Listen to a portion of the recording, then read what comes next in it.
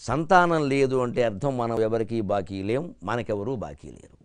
అంచేత జ్ఞాన జీవితాన్ని జీవించే అవకాశం భగవంతుడు మనకిచ్చాడు. జ్ఞానులుగా బతికి మోక్షం పొందే అవకాశం మనకిచ్చాడు. సంతానం లేని దంపతులకి నేను శిరస్సు ఉంచి నమస్కారం చేస్తున్నా. మీరు పుణ్య దంపతులు.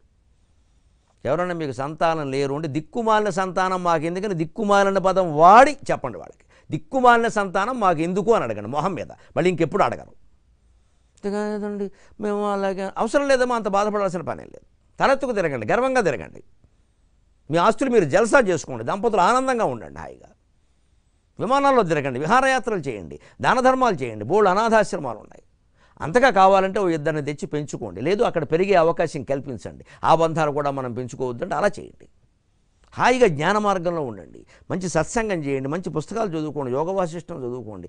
ఇద్దరు కూడా రామకృష్ణ పరమహంస శారదాదేవిలో ఉండండి. వారికి సంతానం లేదు. నా దృష్టిలో సంతానం లేని వాళ్ళందరూ శారదా రామకృష్ణుల జీవితాన్ని గడపాలి. ఏమి చింతించాల్సిన పని లేదు. శారదా రామకృష్ణుడు సంతానం లేనివారంటే శారదా రామకృష్ణుడు, వారికి సంతానం లేదు.